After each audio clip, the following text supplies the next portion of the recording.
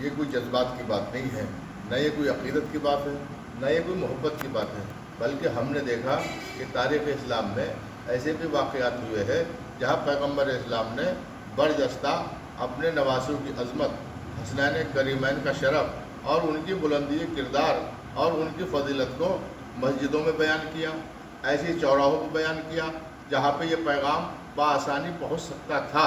اور اس کا ایک حصہ یہ ہے کہ پیغمبر اسلام مسجد نبوی میں ہے، صحابہ کرام ہے، مجمع غفیر ہے، مجمع کثیر ہے، اور تمام لوگ وہاں موجود ہیں۔ مسجد مومنین سے، اصحاب کرام سے چھلک رہی ہے۔ ہم نے دیکھا کہ اسی اثنا میں پیغمبر اسلام کا چھوٹا نواسا حسین ابن علی داخل مسجد ہوئے۔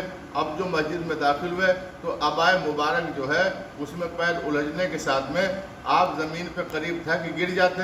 پیغمبر خطبہ دے رہے تھے، پیغمبر جو ہے وہ دین کا احکام پہنچا رہے تھے، پیغمبر دین کی باتیں سنا رہے تھے۔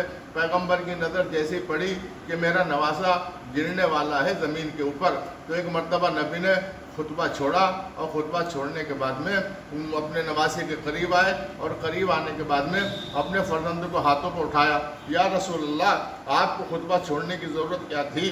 آپ کو خطبہ ترک کرنے کی احتیاج کیا تھی؟ آپ صحابی کرام میں سے کسی صحابی سے کہتے، اپنے اصحاب میں سے کسی مومنین کی جماعت میں سے ان سے کسی ایک سے کہہ دیتے کہ میرا بچہ گر رہا ہے، آپ اس کو اٹھا لو۔ لیکن پیغمبر اسلام نے نہ کسی اپنے ساتھی سے کہا، نہ اپنے کسی صحابی سے کہا، نہ مومنین میں سے کسی سے کہا۔ اس کی وجہ یہ ہے کہ پیغمبر اسلام بتانا چاہتے ہیں کہ اگر امامت پہ وقت پڑے گا تو رسالت سہارا دے گی، رسالت پہ وقت پڑے گا تو امامت سہارا دے گی۔